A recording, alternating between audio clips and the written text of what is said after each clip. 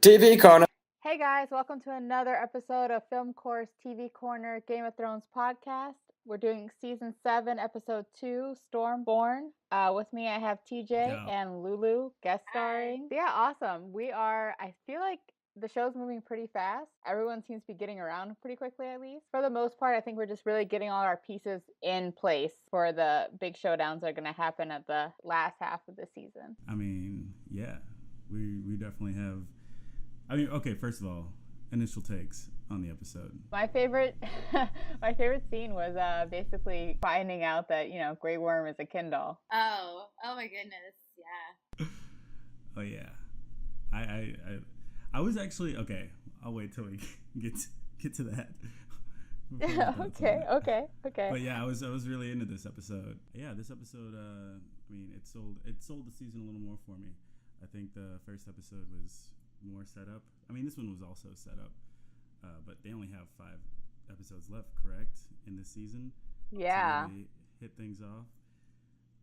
But yeah, I was really I don't like thinking about it. It makes me anxious. Yeah, don't bring it up.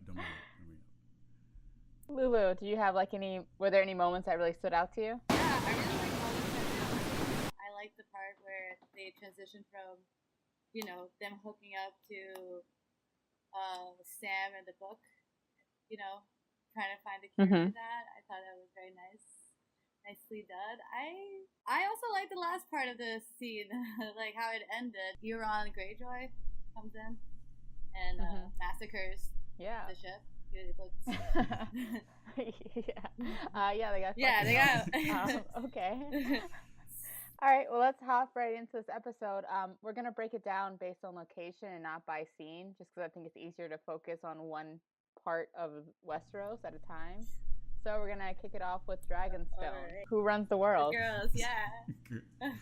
Yeah, but just like you would expect, they're bickering and yeah, the pettiness is real. It felt like the Real Housewives of Westeros. You can't figure out a game plan. It takes Tyrion to come in and like settle things for them to figure out a game plan.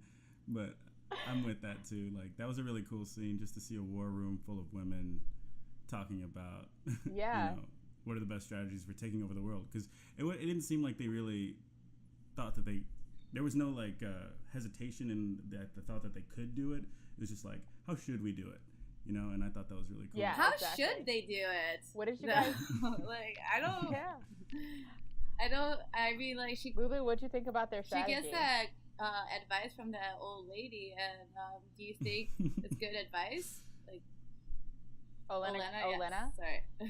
Well, before we jump onto that, what do you guys think about their overall plan in general? I mean, it didn't work, right? I mean, we didn't know that at the time. I guess at the time, I'm like, yeah, that makes sense. And basically, their plan was to send Westerosi troops to King's Landing and send Unsullied, like, basically around to Casterly Rock, because they wanted the other houses to see, like, their friends basically taking over King's Landing instead of, like, foreigners, which I totally get. But at the same time, going back to Lulu's point, when Lady Olenna was saying, like, you're a dragon, be a dragon. Like, we don't have time to play these games, That really surprised me. That really surprised me from Lady Olenna. Like, really? I would have expected her to be a better judge of character when it came to Tyrion, and to kind of see his point and not wanting to, like, burn the world down Mad King style in order to take over. But I'm not against her being gung-ho about it. It just surprised me. Do you think she's, like, salty right now because of the whole, like, Marjorie, Loras, everyone definitely getting burned up? Yeah, that definitely could be biasing her tactical prowess right now, but maybe not in a bad way. Now we're still talking about, like, judging people's character. What do you guys think about what Varys said about how he's loyal to the people, not to the ruler? I think that was interesting. I like where he was coming from. He's not, a sycophant. He's not going to just blindly follow, whoever he makes the decision, and he's choosing her. And I think that was pretty appealing. Good argument. He knows how to persuade, and he won me over. I agree. Do you guys Do you guys think that like Varys would ever want to sit on the Iron Throne? No, I don't see that at all. I mean, I think Varys sold me seasons ago on his character. He does go about his things in a shady way because those are the tools that he has, and that's where his skill set is. But like, Yeah. I totally believe what he's saying when he's saying he's loyal to the people and not to any certain house. And I think this scene was one of the most intriguing scenes to me for the whole episode, really, and the way that the back and forth that they had with each other, I thought was great. Mm-hmm. I think they're going to do well together. But I'm sold on Varys. I think Varys is a good acquisition for Daenerys, and I think he's gonna have some awesome things to offer. Yeah, I think Yeah. the point of him making that he will like keep her in check, that's needed. Like I think everyone before her, like her dad was kind of crazy, right, and like just killed everyone. Mm-hmm. So Also, everybody, she doesn't want to end up like that. Pretty much anybody on her side that she's talked to throughout the whole series has been hard eyes emoji over her and not able to like really, Focus. Yeah. So I think that he's great in that, like, he's gonna say what's on his mind. He's not sugarcoating it, and she needs to hear that from somebody too. That's definitely true. So, and she also receives another visitor trying to give her counsel. Melisandre shows up at Dragonstone, basically saying that Dany is now the princess. She wasn't really saying that. She just said that, like, maybe, like, you're part of it. You're part of the story, Like, well, at this point, Melisandre is like 0 for 2. So she's just guessing at this point. She doesn't know. Right. I think she came. Yeah, I think she was clear that there was the prophecy and that it was open to interpretation. But she was only. I think the only thing she really said was that Dany had a part to play. Yeah. She made sure to like have her ass covered. She's like, hey, like. Yeah, she's learned her lesson. Let's not sound too sure of ourselves this time. Yeah, no absolute answers were given. She's like, maybe you are like Prince. You couldn't have something to do with that, Yeah. but I'm here in case you need me. Yeah. I don't really know how to segue into this now, but Miss Sandy and Grey Worm. I think we all knew that this hookup was going to happen eventually, and I really liked the way they handled it. I liked it. I'm glad that it happened. The whole time.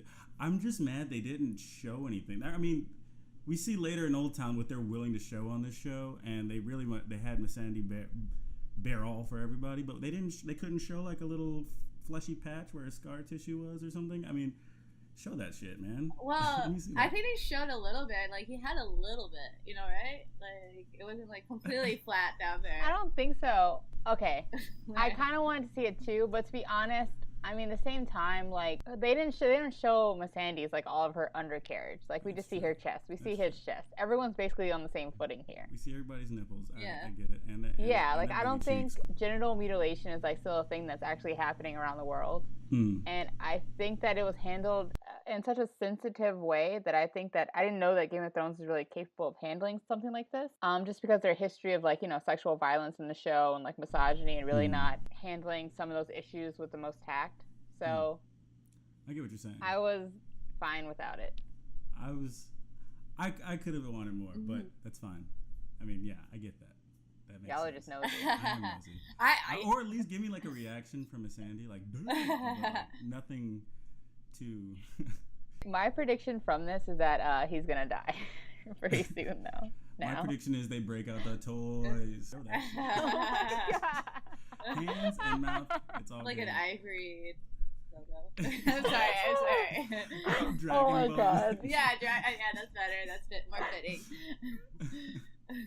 Okay. Oh my God. Well, now that we've gone down south, let's go up north to Winterfell. Good one. Good. I like it. John announces, basically, Dany has summoned him to Dragonstone to bend the knee. Mm-hmm. And he's like, listen, y'all, we need that dragon glass and Dragonstone.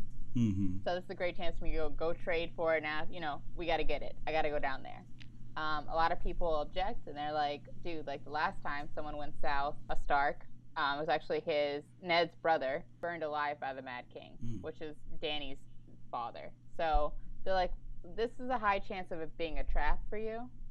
But he's like, this is the risk we got to take. And he leaves Sansa in charge, with Littlefinger just smirking in the background. Obviously, John going south and leaving Winterfell in the hands of Sansa definitely plays right into Littlefinger's plan of like, get Sansa in power, let me marry her. And he kind of hints at that when he's in the crypts with John in like a really creepy way. Oh my goodness, yeah, he was just trying to get a rise out of John, like with everything, like, oh, your mother didn't like you, did she? And then, oh, I liked her very much. And then it was like, I love your sister. And I love your sister too. Yeah, just. There were some interesting little interactions there, like when John announces that he's going to leave Sansa in charge. Anybody catch that little glance she throws Littlefinger's way? Like what is she thinking in her head? Like, to go to the dark side, you know, she's like kind of the I don't next. know. It might Cersei. be. It might hint at something maybe along the lines of. I don't see enough of a rift between her and John to think that she would try to keep her power once John comes back, or like that she thinks that she might be a better ruler than John. But I do see that maybe Littlefinger, if he somehow gets that, if he gets her ear a little more, he might be able to plant that seed in her and like let her know that, hey, this is all available to you and you can do the right thing for your people and I'll help you make those decisions and we don't need John, and that kind of creeps me out a little bit. But I'm actually, so on that, I think that if anything, like putting her in charge definitely like closed any kind of rift that had ever kind of formed between him and Sansa. I think that once she said like, he respects me enough to put me in charge, she's going to feel responsible, and she knows that ultimately Littlefinger does not really care about Winterfell. He doesn't care about the well-being of all those other houses. Yeah, and I definitely think that, yeah, I think that she's definitely going to take this opportunity to somehow fuck over Littlefinger. Yeah, somebody needs to do that shit. Like, why is he still alive? She's gonna. He's only there because like he's trying to get with Sansa and he like helped them with the Battle of the Bastards. So I think that she's gonna try and figure out a way to get the veil from him. I don't know, but I'm really sure that she's gonna use this to outmaneuver him for sure. I hope so. I hope you're right on that. Same. Me too. All right, and speaking of maneuvers, let's go down to King's Landing, where Cersei basically gives a Donald Trump level speech to all the noble houses. The xenophobe, yeah. It's pretty, xenophobia for sure. I mean, maybe justified in this scenario, saying it's like Dothraki hordes coming to take the land away from you or whatever, but... I mean, this is, what's pretty crazy is like 9/11 was an inside job, the blowing up of the steps was an inside job, like who can you trust? Yeah. I think a few of the houses are going to rally to her, but like no one really likes the Lannisters, and I think definitely once they take Casterly Rock, the other houses are going to be like, actually, you guys just Targaryens can run this shit again. Well, what do you think? Do you think that Randall Tarley's going to be like taken by that offer to be Warden of the South?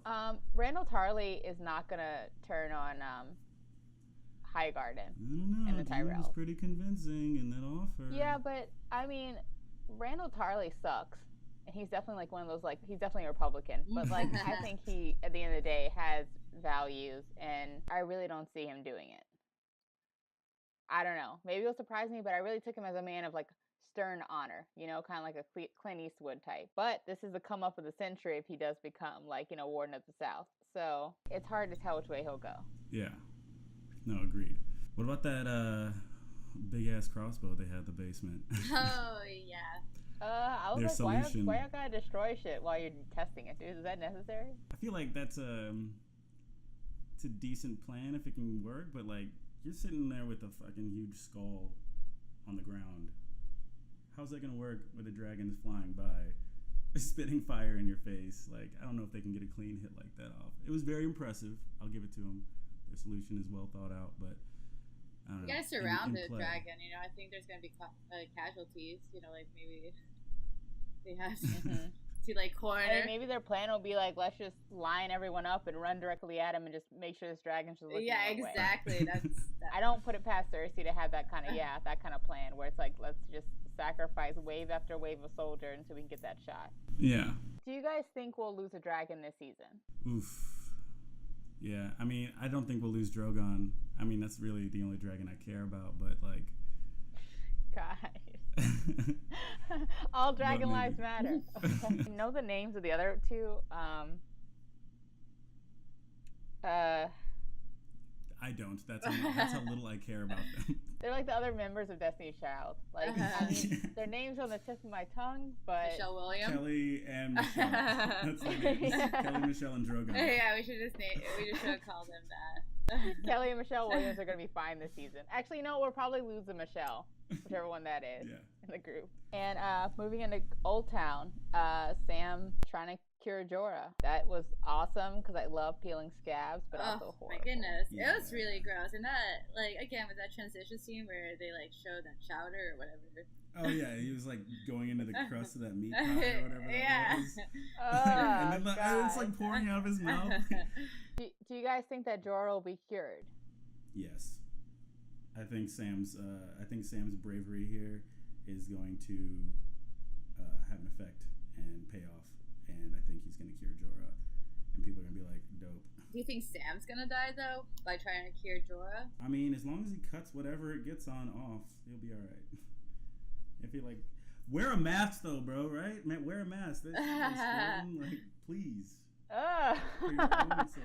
I think Sam's gonna make it to the end. Okay. Yeah, because he's like the narrator practically. Like, I love the fact that Archmaester is writing a book on all the past battles. Like he's got, like we know all the battles that book is gonna be about, and like him stacking up those books and collecting all the research for it was a really cool scene for me.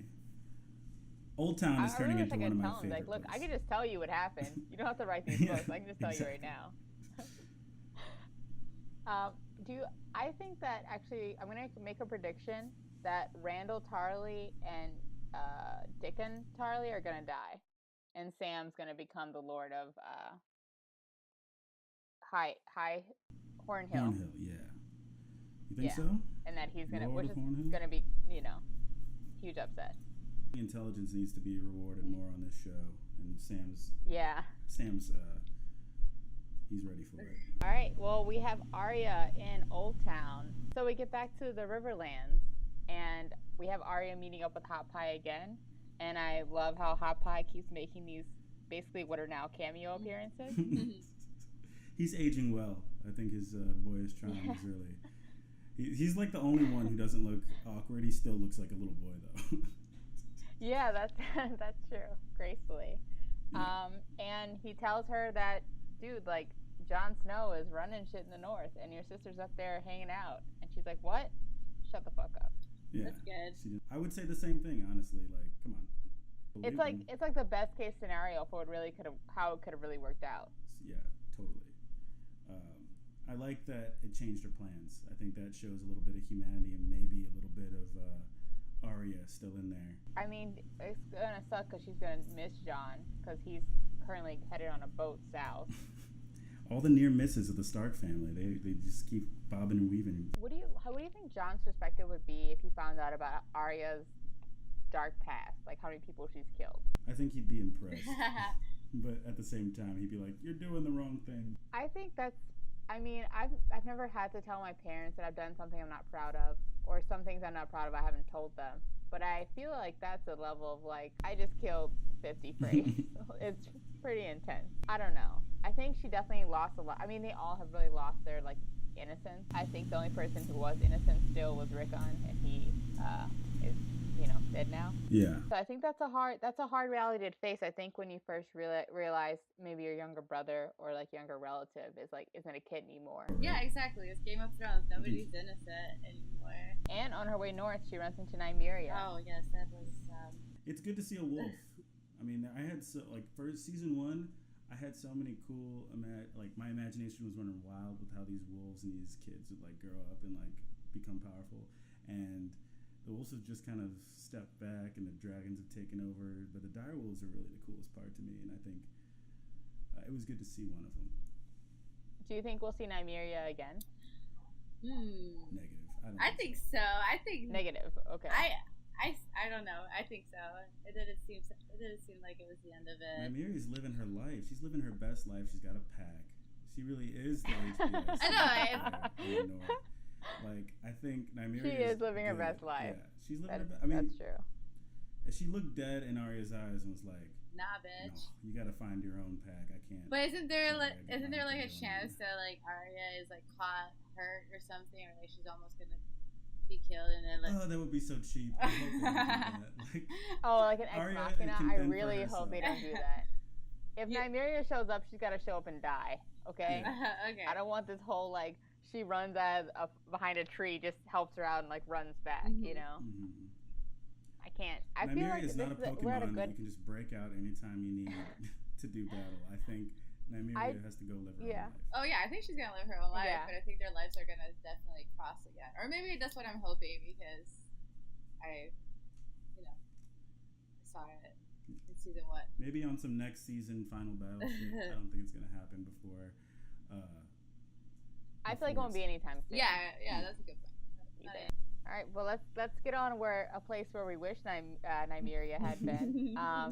When Euron attacked Yara's fleet at the worst fucking possible time.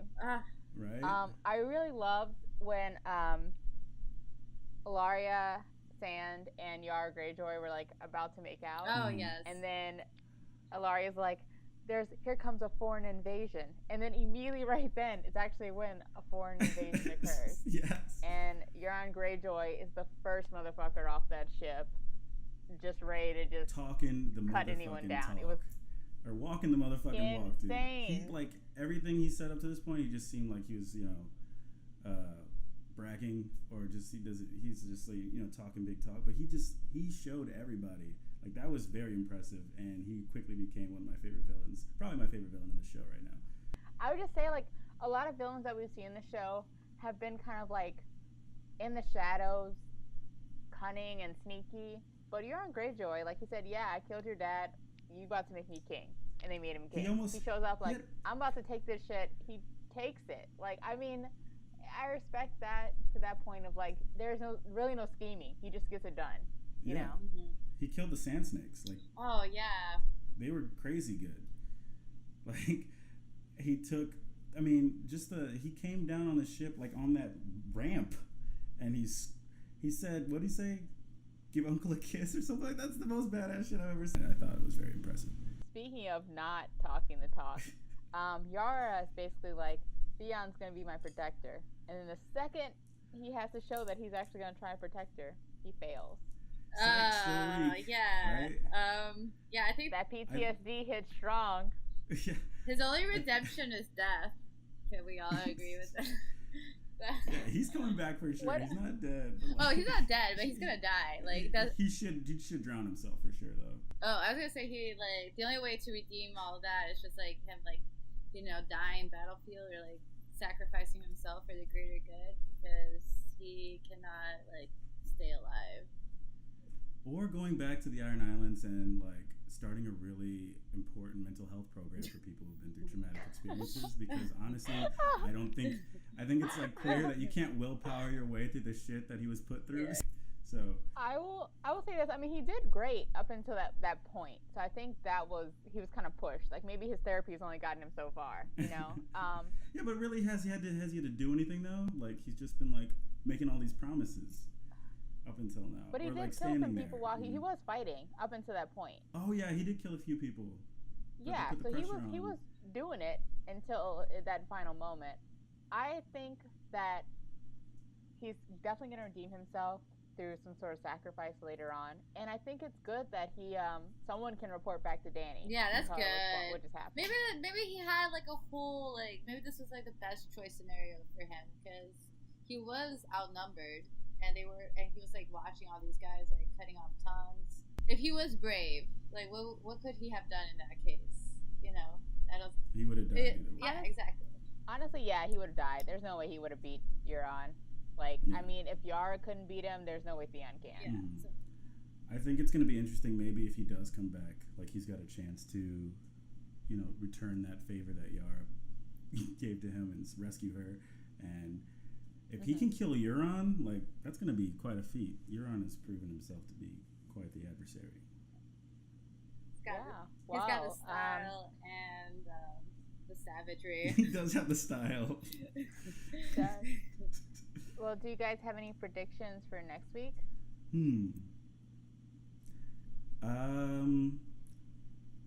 John's gonna meet Danny and Fire and Ice cross paths. It's gonna be dope. This really didn't give us a lot to go on for next episode, just because that ending was so final. But I would like to know what's gonna happen with Euron and Cersei. Like, is she gonna be impressed enough to marry this dude? Like, maybe. I think she's gonna be. I think her brother is out, and this new guy Euron is in. You know, like. Yeah, I could totally predict that because her brother has been kind of like distancing himself and being like, "Hey, this bitch is broken." So I'm predicting that there will be a Cersei Euron wedding this season. Maybe in the next episode. That feels really soon. I mean, but I feel like it's definitely gonna happen. I also think that Bran's gonna make it to Winterfell. Bran. Oh, wait, we didn't. Yeah, we didn't get I'm any Bran predicting this episode. we didn't, and I feel like he's gonna hang out with the Night's Watch. Be like, listen, I gotta go talk to Jon. They're gonna be like, Jon's in Winterfell. He's like, I guess I gotta go to Winterfell. A reunion of the last of the Starks. Okay. And also, that's where the nearest weirwood tree is, south of the wall, I think. So. Okay. Yeah. That's how it's how he gets his dial-up connection. So. And I hope you're right. I hope you're right about a lot of the predictions you're making. I think they're a little bit optimistic, but I hope you're right. I try. Okay. Well, guys, thank you so much for jumping on this podcast with me. And I'll talk to you both, TJ, next week. Lulu, hopefully we'll get you back for another episode. yes, I would love to come back. Yeah, it was fun. All right, bye. All right. Bye.